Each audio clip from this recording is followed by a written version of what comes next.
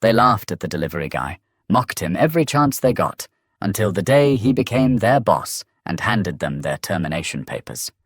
Dorian Matthews had been making deliveries in downtown Phoenix for almost a decade. He knew every alley, every service entrance, every receptionist who barely looked up when he dropped off a package. The work wasn't glamorous, but it paid the bills, and he took pride in doing it well. Most people saw him as just another uniform, someone who blended into the background, someone who didn't matter.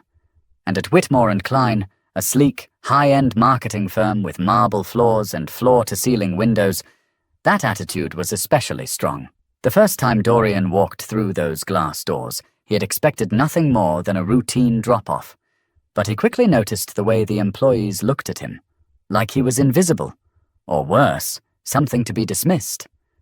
The receptionist barely glanced up as she signed for the package, already moving on to something more important. That was fine. He was used to that.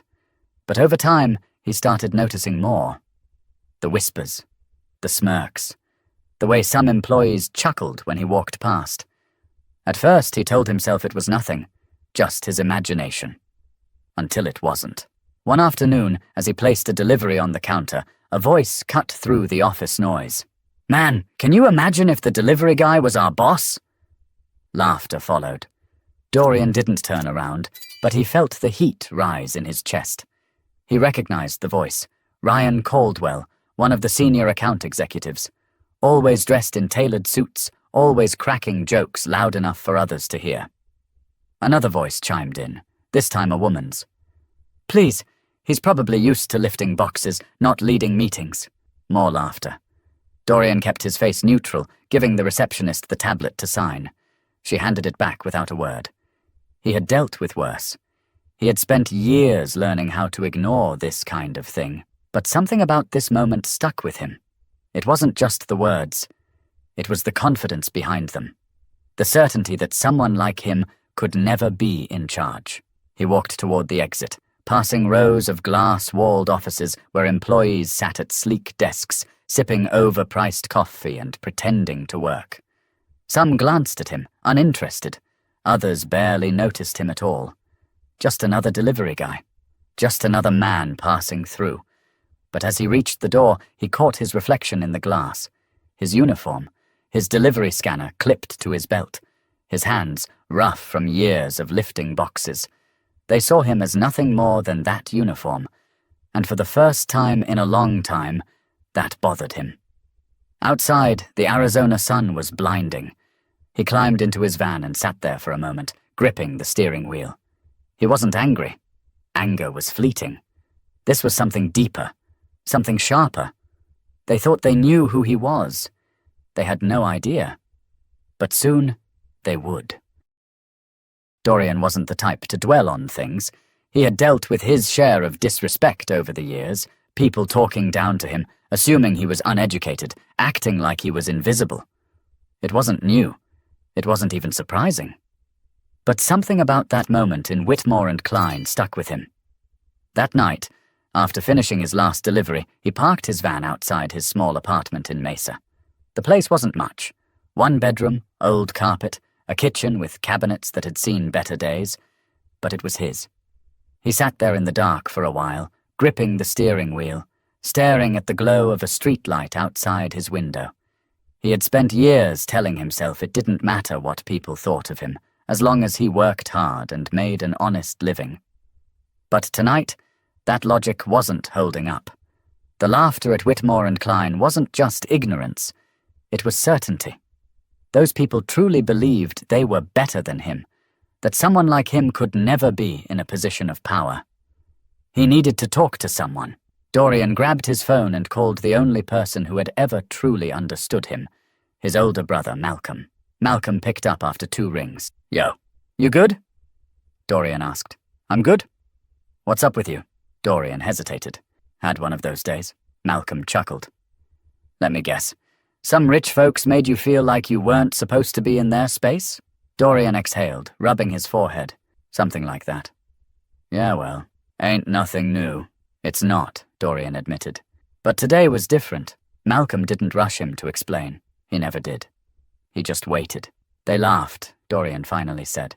Like outright laughed at the idea of me being anything more than a delivery guy. Malcolm went quiet for a moment. And that got to you? It did. Another pause. Then Malcolm said something Dorian wasn't expecting. Good. Dorian frowned. Good? Yeah. Means you're finally tired of it. Dorian sat back, staring at the dashboard. What am I supposed to do? Quit my job because a couple of idiots don't respect me? Nah, but you're smarter than that. Smarter than them, too. Dorian let those words settle. He had always been good with numbers. Strategy. When he was 16, he had turned a couple $100 into a few thousand by flipping sneakers. Later, he got into investing. Stocks, small businesses, even real estate deals. He understood the game better than most, but he had never gone all in. Malcolm's voice pulled him from his thoughts. Remember what Dad used to say? When people only see you one way, you've got two choices. Prove them right, or prove them wrong. Dorian exhaled. Yeah, I remember. Then what you gonna do? Dorian didn't answer right away.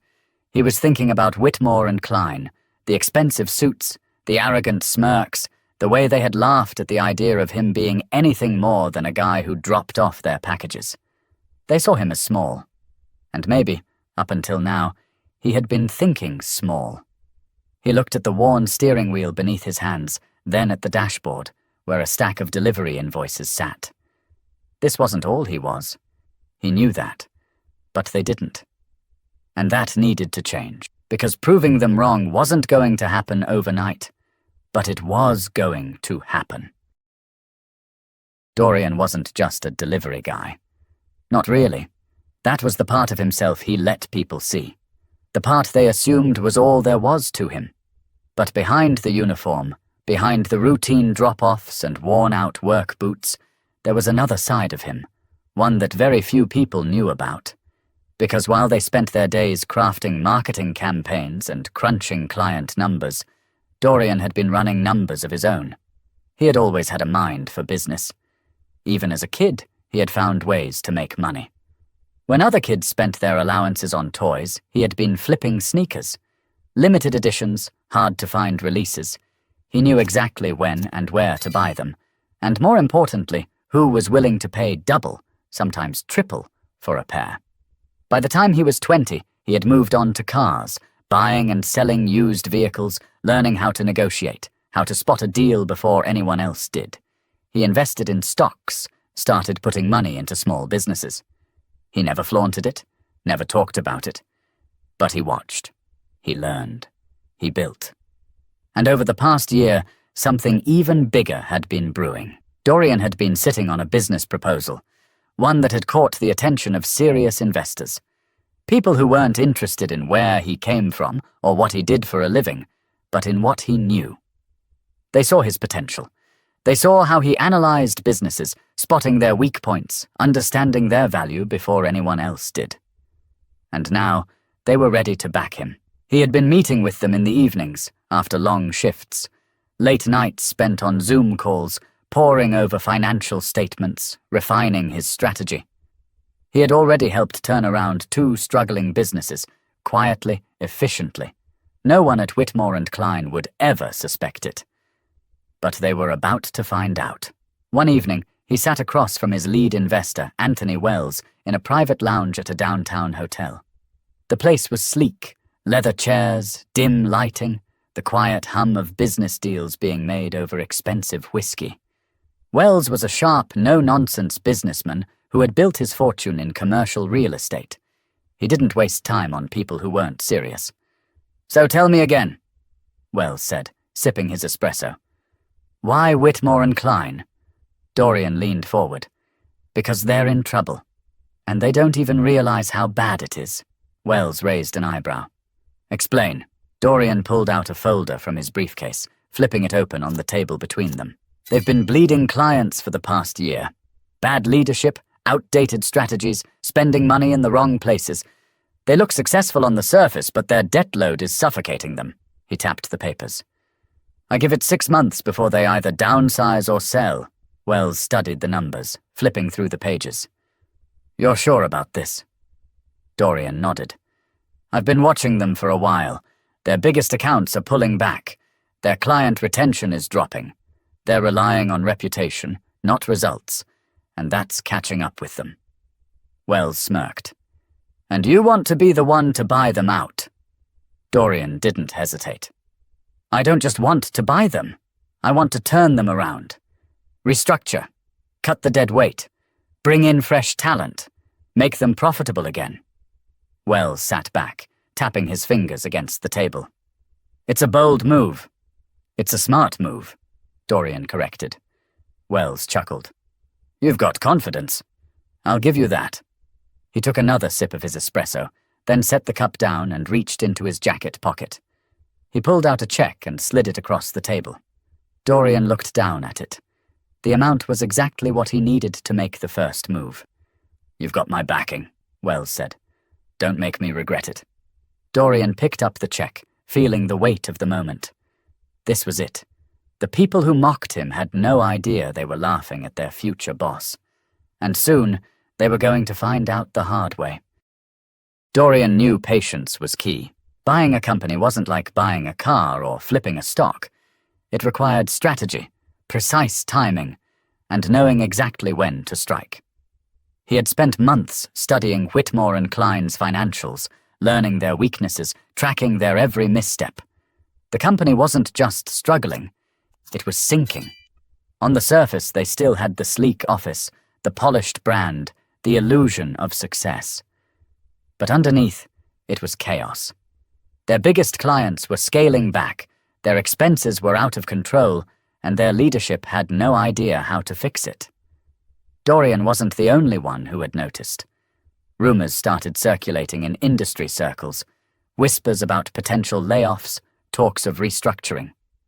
Some employees could sense it. Others were in denial, convinced that their firm was untouchable. But Dorian knew the truth. With Wells and the other investors backing him, he began making moves. Quietly, strategically. The first step was securing the shares. Whitmore and Klein wasn't a publicly traded company, but it had multiple stakeholders, former executives, private investors, people who had put money in years ago and were now desperate to get out before things collapsed. Dorian approached them one by one, making offers they couldn't refuse. At first, some were skeptical. A delivery guy? Buying into a major marketing firm? But money talked. And Dorian had the leverage. One by one, they signed over their shares. It took weeks, late-night meetings, careful negotiations. But by the time the paperwork was finalized, Dorian held the controlling interest. He owned Whitmore and Klein. The last step was making it official. The current CEO, Richard Langford, was a man who had built his career on old money and good connections. He wasn't particularly smart, just lucky. And luck had finally run out. Dorian scheduled a meeting. No warning, no pretense, just a direct email to Langford's assistant. Subject: immediate discussion required. The assistant, a woman named Ellen, who had worked at Whitmore and Klein for over 20 years, blinked in confusion when she saw Dorian's name in the sender's field. She had seen him drop off packages dozens of times.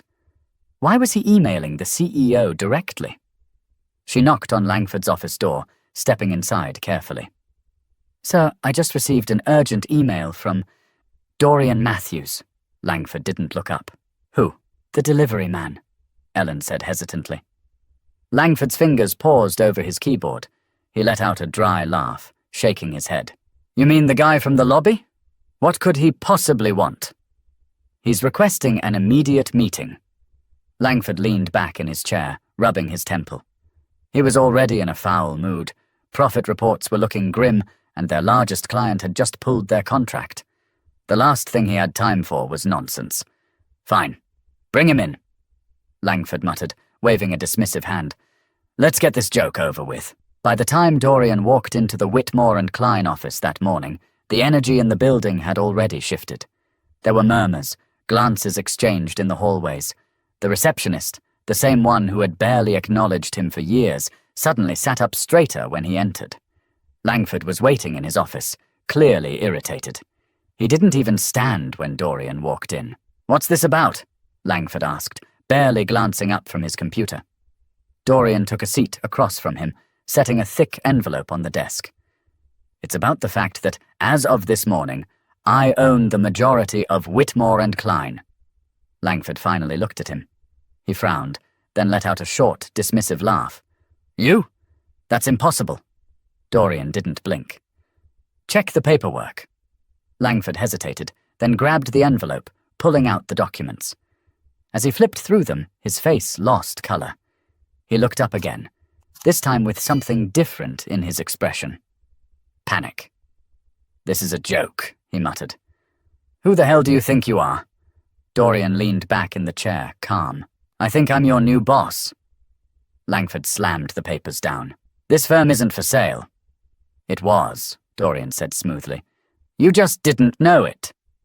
Langford's mouth opened, then closed. He looked at the numbers again, as if trying to find a mistake. But there was no mistake. The realization hit him like a brick. He wasn't the CEO anymore. Dorian stood up. I'll give you until the end of the day to clear out your office. Langford stared at him, speechless. Dorian turned toward the door, but before he left, he glanced over his shoulder. Oh, and Richard? He let a small smile cross his lips. Don't worry. I'm sure there's a delivery job out there for you somewhere. Langford's face turned red, his jaw tightening, but he said nothing. The office would never be the same again. And for the first time in years, Dorian Matthews wasn't just passing through. He was in charge. Dorian knew that taking over Whitmore and Klein was one thing. Making sure everyone understood what that meant was another. As he walked out of Langford's office, the murmurs in the building grew louder. Employees shot glances at each other, whispering behind cupped hands, confusion written across their faces. They had seen him before, hundreds of times, but never like this. No uniform, no scanner clipped to his belt. Just confidence in his stride and ownership in his presence. Some recognized the folder he had carried into the CEO's office, and when Langford's door slammed shut behind him, a few people stood up from their desks, trying to piece together what had just happened. Dorian ignored the stares. He had something more important to do. He turned to Ellen, Langford's longtime assistant. She was watching him carefully, her expression unreadable. I need the entire company in the main conference room, Dorian said. 10 minutes. Ellen hesitated. She had worked for Langford for years, but she had also seen firsthand the cracks forming in the company. She glanced toward the closed office door, then back at Dorian. I'll send the email now, she said. Minutes later, the employees of Whitmore and Klein shuffled into the sleek, glass-walled conference room, murmuring among themselves. Ryan Caldwell, the same senior executive who had laughed about the idea of Dorian being in charge, leaned over to his colleague and scoffed. What is this? Ryan muttered. A security briefing? His friend smirked. Maybe they're laying off the cleaning crew. The joke stopped when Dorian stepped to the front of the room. No one sat down. No one spoke. The silence stretched as he looked around, meeting their eyes. Some looked confused. Others looked impatient. And a few, like Ryan, still looked amused. Dorian finally spoke. I'm sure you're all wondering why I called this meeting. A few exchanged glances, shifting on their feet. As of this morning, Dorian continued, I am the new majority owner of Whitmore and Klein. A ripple of stunned silence moved through the room.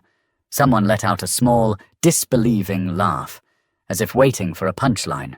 It never came. Ryan folded his arms, smirking. You're joking. Dorian turned his gaze to him, his expression unchanging. Do I look like I'm joking? Ryan's smirk faltered. Dorian set a thick stack of documents on the conference table. The financials, the contracts, every signed deal that made this possible. He gestured to the papers. If anyone has doubts, feel free to take a look. Nobody moved. The weight of reality settled over the room. It wasn't a prank. It wasn't a mistake. Dorian Matthews, the man they had ignored, the man they had laughed at, was now their boss. For the first time since stepping into that building, Dorian allowed himself a small pause. He let them sit with the moment. Let them process it. Then he spoke again. I've worked in this building for years. Most of you never noticed me. Some of you did. and made sure I knew exactly what you thought of me." His gaze flickered briefly toward Ryan. "I remember every joke, every insult, every time someone assumed I didn't belong." Ryan shifted uncomfortably but said nothing. "But I also remember something else," Dorian continued. "I remember watching this company make mistake after mistake. I remember seeing potential wasted because leadership refused to adapt. And I remember thinking that if I had the chance, I would do things differently." He took a step forward, his tone unwavering. "That chance is now." A nervous energy filled the room. People who had been standing with arms crossed slowly unfolded them. Others who had been leaning against the wall straightened. Dorian glanced around the room, then let his next words land with precision. "Things are about to change. Some of you won't like it. Some of you won't be here for it." Silence. Dorian gave them a moment to absorb that before continuing. "But for those of you who are willing to work, who are willing to be part of something stronger, something better, you'll have a place here." He let his eyes sweep the room one last time. "This is not the same company it was yesterday, and it's definitely not the same company it was when I walked in here as a delivery man." Another pause. Then, with a calm authority that left no room for doubt, he finished. "If you don't like that, there's the door." The weight of his words settled over the room like a final verdict. And for the first time, the people in that office realized Dorian Matthews wasn't just passing through. He was here to stay. The conference room was thick with silence. No one moved. No one spoke. The reality of what had just happened settled in like a slow-building storm. Dorian could see it in their faces. The disbelief, the unease, the subtle glances exchanged between employees who, just moments ago, had felt untouchable. Then, finally, someone broke the silence. Ryan Caldwell let out a short laugh, a bitter, hollow sound. He shook his head, crossing his arms. "This is insane," he muttered.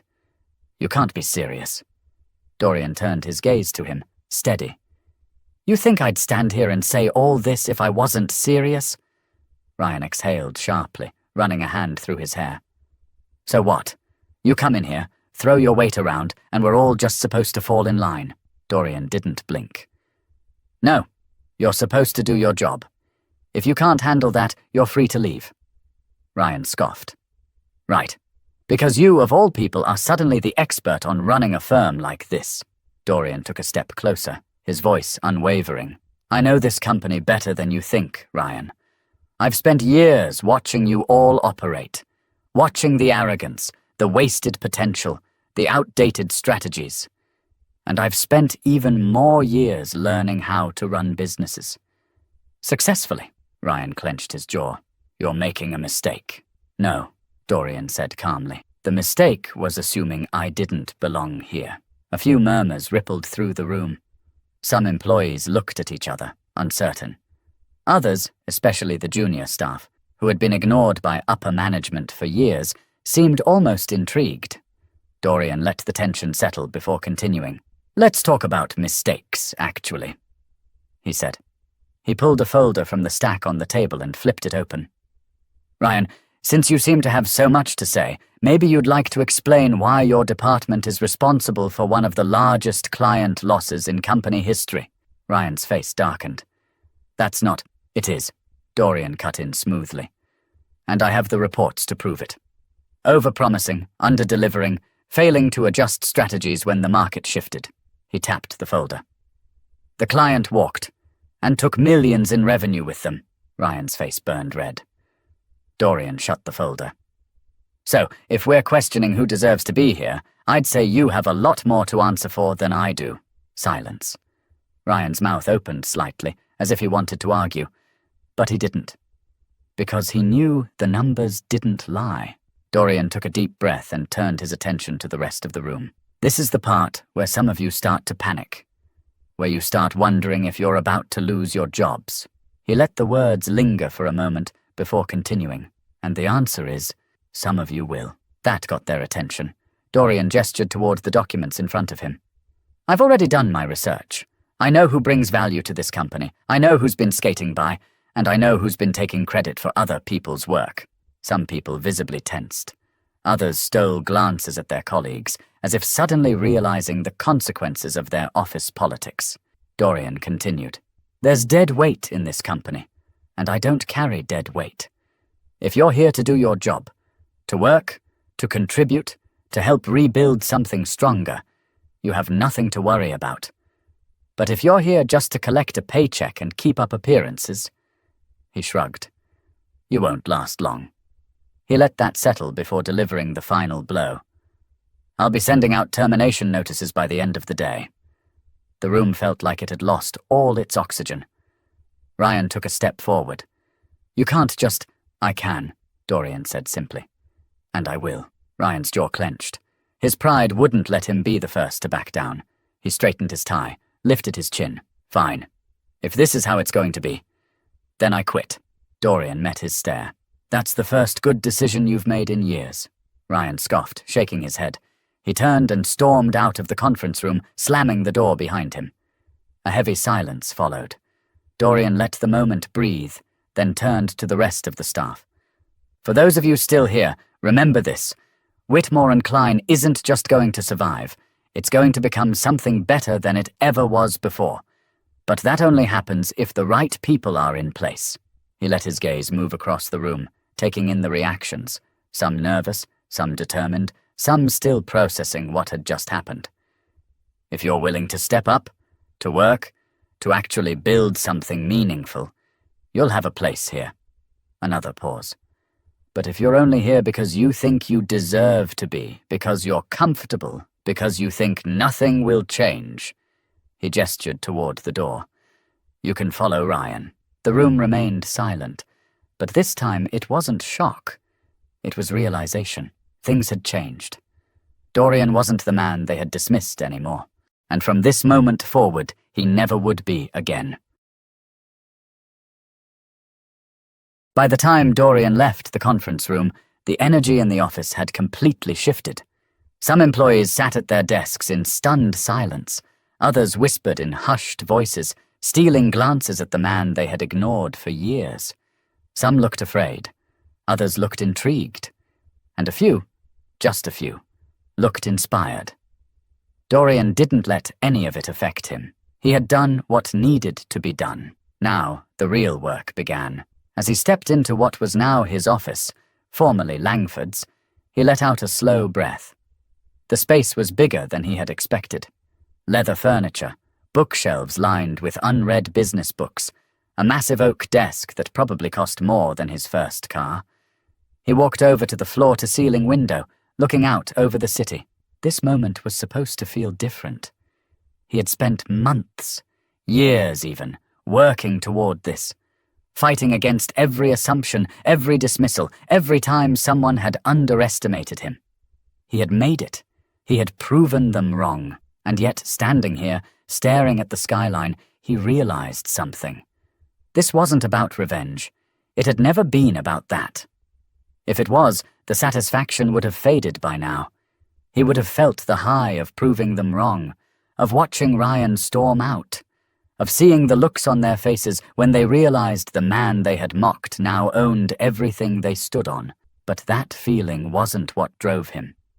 He had done this because he knew he could build something better. Not just for himself, but for the people in that office who had been overlooked, dismissed, underestimated, just like he had been. There were people in that building who had talent, people who had ideas, people who, under the right leadership, could turn this company into something great. And there were people who didn't belong there anymore. He had spent years learning that respect wasn't given. It was taken, earned, built with action, not words. A soft knock at the door pulled him from his thoughts. Ellen, Langford's former assistant, stepped inside hesitantly. "Everything all right?" she asked. Dorian turned from the window, nodding. "Just getting used to the view." She gave a small smile. "I imagine it looks a lot different from this side." He studied her for a moment. She wasn't like the others. She had been in this company long enough to see its rise, its mistakes, and its slow decline. "I have a question for you," he said. She raised an eyebrow. "All right. Why are you still here?" Ellen folded her arms, considering. Because I love what this place used to be, and I think under the right leadership, it could be that again. Dorian nodded slowly. Ellen hesitated. If I'm being honest, I didn't expect this. I've seen a lot of CEOs come and go, but I never thought I'd see this company end up in your hands. Dorian chuckled. Neither did they. She exhaled, shaking her head with a small smirk. Langford's gone. Ryan quit. There's a lot of uncertainty right now. There always is when change happens. She studied him for a moment, then nodded. Well, for what it's worth, I think this place could use some change. Dorian smirked. Then let's get to work. As she walked out, he turned back to the window. Change was coming. Not just for Whitmore and Klein, not just for the employees still trying to wrap their heads around what had happened, but for him. Because for the first time in his life, he wasn't just proving himself. He was leading. And this was only the beginning. The lesson was clear: never underestimate someone just because of where they start, because one day they might be the ones signing your paycheck.